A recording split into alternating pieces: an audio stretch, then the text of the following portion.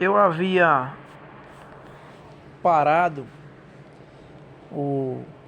os estudos porque houve algumas questões que eu tive que estar resolvendo aqui em casa e tive algumas contrariedades e coisa normal, coisa da vida que todo ser humano tem, né? Quando nós temos a Cristo e nós confiamos que Deus, por meio do teu Santo Espírito, Ele nos guia, nos orienta, nos consola e nos diz o que devemos fazer, nós recorremos a Ele e Ele nos dá o refrigério, né? Ele nos dá o norte, a direção e a decisão em que devemos tomar. Quando não, a gente toma decisões que muitas vezes vai resultar em quebra de cara, né? Nós quebramos a cara e tomamos decisões que não vão agradar a Deus. Então, voltando ao estudo, capítulo 3 de Jonas, nós vamos ver a pregação de Jonas e o arrependimento daquele povo. Então, o texto começa dizendo: veio a palavra do Senhor segunda vez a Jonas, dizendo: dispõe-te, vai à grande cidade de Nínive e proclama contra ela a mensagem que eu te digo. Então, depois de Jonas ter passado pelo que passou, o Senhor mais uma vez vai até o profeta e anuncia a palavra a ele, dando a ele a ordem segunda vez, né? Nós vimos que o profeta foi teimoso, passou pelo que passou lá, aquela questão lá no mar, né? Tudo aquilo que tanto ele quanto os seus companheiros sofreram por causa da desobediência dele. Então, ele é engolido por um peixe, ora a Deus, Deus faz com que o peixe vomite ele na areia e dá a ele mais uma vez esta ordem. Veio a palavra do Senhor segunda vez a Jonas, dizendo: dispõe-te, vai à grande cidade de Nínive e proclama contra ela a mensagem que eu te digo. Então veja que a mensagem que o profeta vai entregar e a mensagem que todos nós devemos entregar a todos aqueles a quem Deus quer que ouça a sua palavra é uma mensagem dita pelo próprio Deus, como ele diz aí: proclama contra ela a mensagem que eu te digo. Por que o Senhor faz questão de enfatizar a mensagem que eu te digo? Porque quando se trata de salvação, de arrependimento, de resolução com Deus, a única coisa que poderá causar efeito na vida de um ser humano é se o pregador estiver dizendo aquilo que Deus mandou dizer. Nada mais, nada menos. Nós não precisamos acrescentar para, por exemplo, tentar apavorar o pecador para que ele creia em Cristo. E nem também precisamos dizer palavras bonitas do tipo: Jesus te ama, Jesus quer lhe ver bem, Jesus não quer que você sofra. Ora, se Deus mandar dizer isso, então nós devemos dizer isso. Mas se Deus mandar dizer: arrependa-se e creia no sacrifício do meu filho, ainda que isso seja loucura aos olhos de muita gente, crer no Senhor e no sacrifício que ele realizou na cruz, pregado numa cruz, crer nisso, o que isso significa? Qual o efeito ou o impacto que isso pode causar? Bom, quando se trata de efeito da palavra de Deus, isso não compete a nós. Apenas devemos anunciar a palavra e esperar que Deus execute a sua vontade por meio da mesma. E isso aconteceu com os ninivitas. Dispõe-te, vai à grande cidade de Nínive e proclama contra ela a mensagem que eu te digo. Verso 3. Levantou-se, pois, Jonas e foi a Nínive segundo a palavra do Senhor. Ora, Nínive era cidade muito importante diante de Deus e de 3 dias para percorrê-la. Eu achei interessante o registro do autor aí, inspirado pelo Espírito Santo, quando ele diz: Nínive era cidade muito importante diante de Deus. Então Deus tinha um propósito com aquela cidade. Eu moro em Propriá. Deus tem um propósito com Propriá. Deus tem um propósito com Aracaju. Deus tem um propósito com todas as cidades. Por quê? Porque ele já tem demonstrado isso por meio de pessoas que ele já salvou, já chamou para si. Até antes da volta de Cristo, Deus continua chamando pessoas a crerem no seu Filho. A mensagem é essa: crê no Senhor Jesus e será salvo tu e tua casa. Não existe nenhum obstáculo, não existe nenhum empecilho ou coisa que seja dificultoso ao homem. Levando em consideração, é claro, que é a ação do Espírito Santo no coração que faz com que a pessoa creia. Mas, mais uma vez, é necessário dizer, isso não compete a nós. O que compete a nós é pregar. Então começou Jonas a percorrer a cidade caminho de um dia. Melhor, verso 3. Levantou-se, pois, Jonas e foi a Nínive, segundo a palavra do Senhor.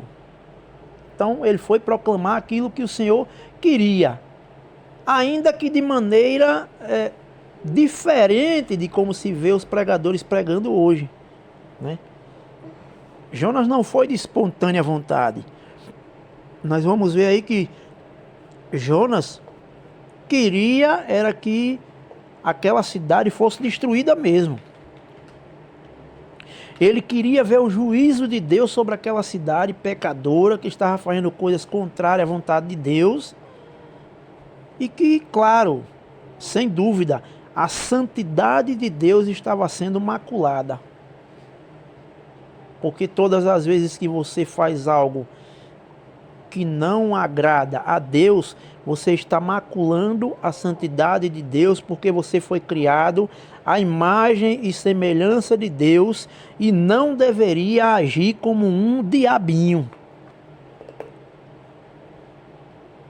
Você não deveria agir como um diabinho, fazendo perversidades, mentindo, praticando coisas que, para uma pessoa que foi criada à imagem de Deus, porque o homem foi criado diferente de toda e qualquer criação que Deus fez.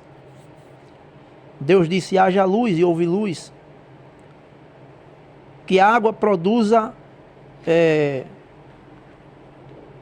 seres viventes, né? Que a terra produza mantimento.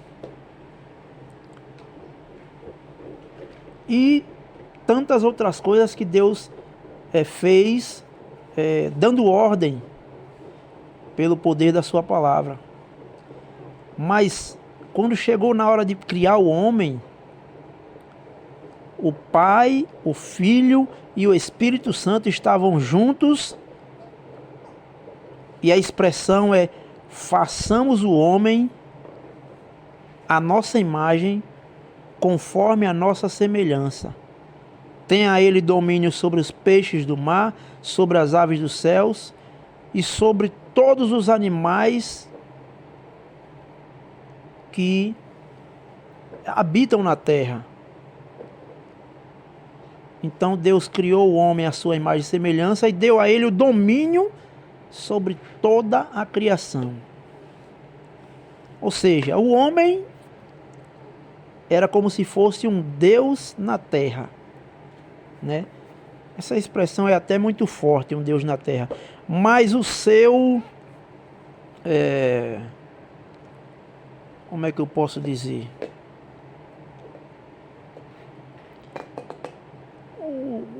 O seu comandante na terra, vou usar esse termo, o seu comandante, tudo na terra estava entregue ao homem, para que tudo se submetesse e se sujeitasse ao homem e o homem a Deus, entendendo que Deus, ele está acima de tudo e de todos e que ninguém pode menosprezar essa questão.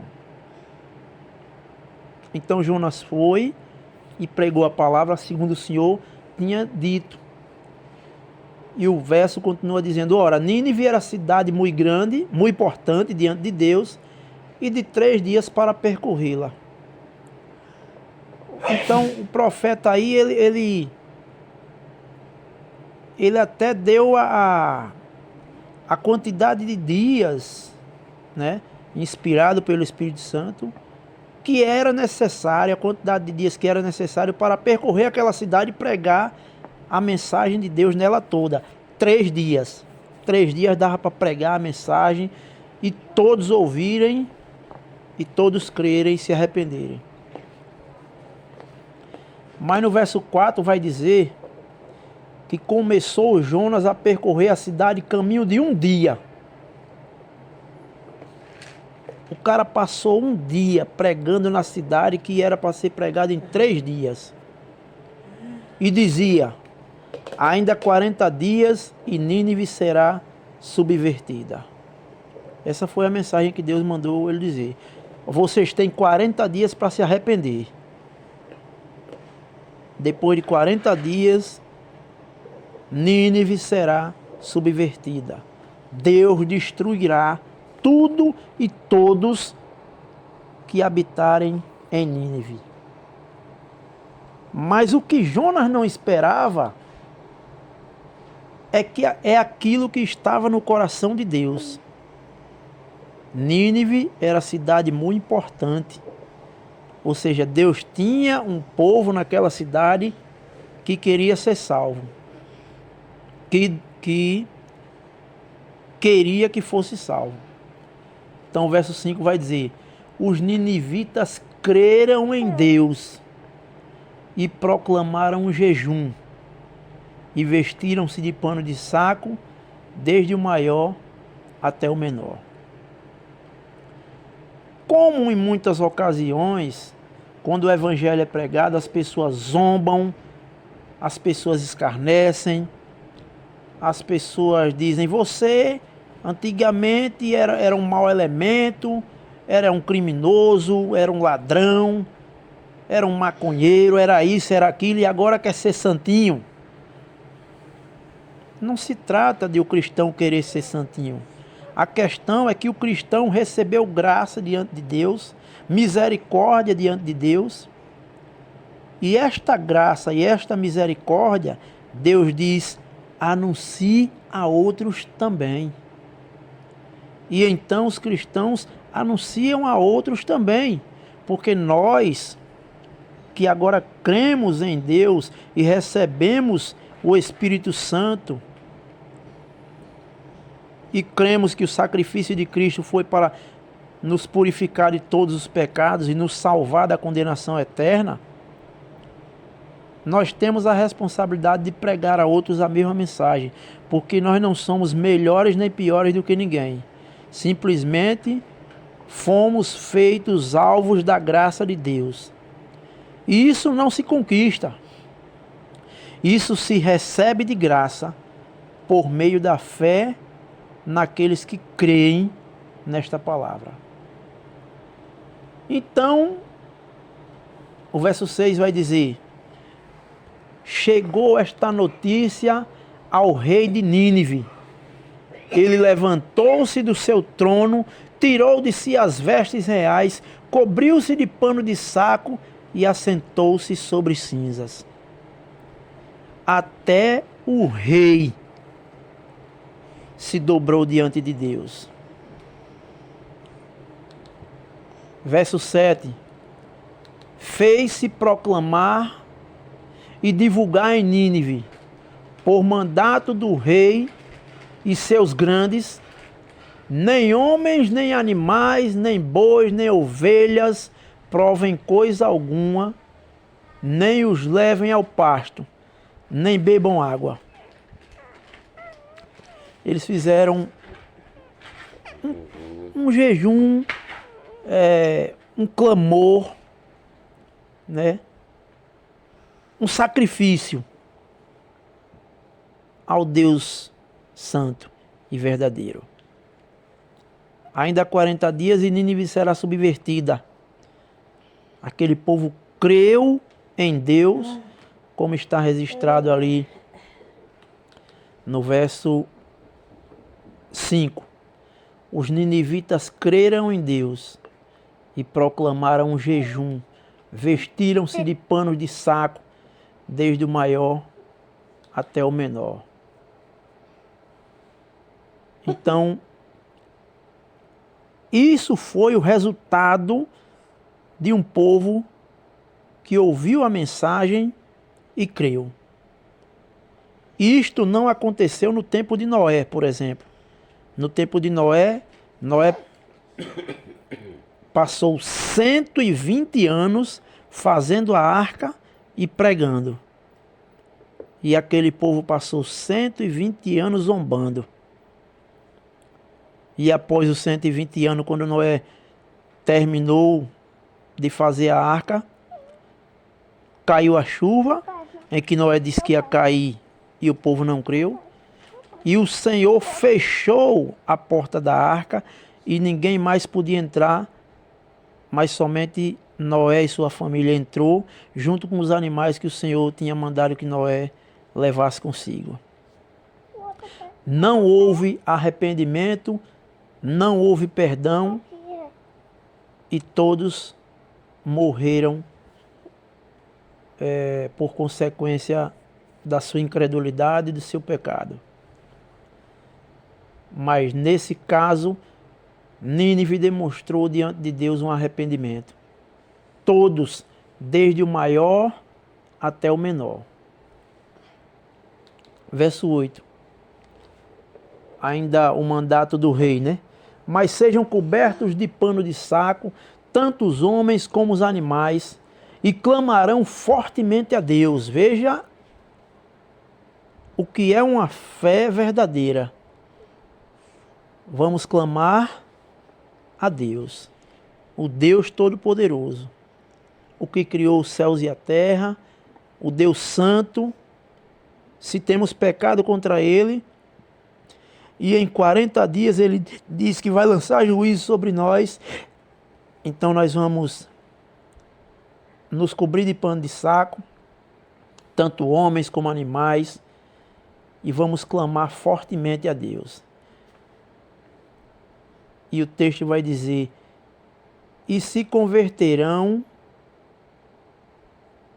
cada um do seu mau caminho e da violência que há nas suas mãos. Houve conversão, houve arrependimento, houve clamor. E o verso 9, o mesmo rei vai dizer: quem sabe se voltará a Deus e se arrependerá e se apartará do furor da sua ira, de sorte que não pereçamos. Vamos clamar, vamos pedir a Deus perdão, vamos nos converter. Veja que ele não diz aí, Deus vai nos perdoar. Ele diz, quem sabe se voltará a Deus, porque tem essa. Tem essa. É Deus quem decide se perdoa ou não. Assim como, por exemplo, claro, não vou me colocar na mesma condição de Deus, porque Ele é santo, perfeito, nada pode se comparar a Ele. Mas se alguém cometer um pecado contra mim, eu posso decidir se perdoa ou não.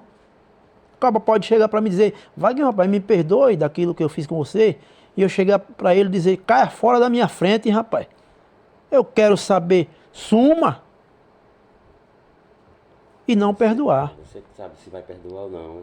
A Isso. pessoa mesmo, se a pessoa também pode perdoar. Jesus ensinou isso no Pai Nosso. Quando vocês orarem, orem assim. Pai nosso que estás no céu, santificado seja o vosso nome. Perdoai as nossas ofensas, assim como nós perdoamos aos que nos têm ofendido. Então, existe essa possibilidade de eu perdoar ou não. Contudo, se eu não perdoar o meu próximo, como eu posso querer o perdão de Deus? Não tem como ter. Então o rei disse isso. Quem sabe se voltará a Deus e se arrependerá e se apartará do furor da sua ira, de sorte que não pereçamos. E o verso 10 vai dizer: viu Deus o que fizeram, como se converteram do seu mau caminho.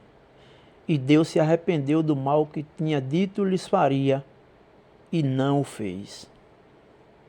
Assim acontece, enquanto Cristo não voltar, assim acontece com todo e qualquer pecador que se chegue diante de Deus clamando, arrependido. Esses dias eu estava trabalhando com um rapaz e ele disse que já pensou até em tomar veneno e foi tanta da coisa e a vida dele está uma bagunça e nas madrugadas ele pede a Deus para sair das drogas, que ele é muita droga. E então eu disse a ele, se verdadeiramente você está pedindo a Deus de coração, Deus vai... Ilumina a mente da pessoa. Deus vai lhe perdoar, Deus vai lhe socorrer. Porque o Senhor socorre. Não é da vontade de Deus que ninguém pereça, mas que todos cheguem ao arrependimento. Se realmente você se arrepender, clamar a Deus, não clame a ninguém. Quem pode resolver os seus problemas é Deus. Ele enviou o seu Filho por isso. Ninguém morreu na cruz por nenhum de nós. Quem morreu foi Cristo, enviado por Deus, como propiciação pelos nossos pecados. E é a Ele que nós devemos recorrer. E Deus verá a sua ação. Como viu aí.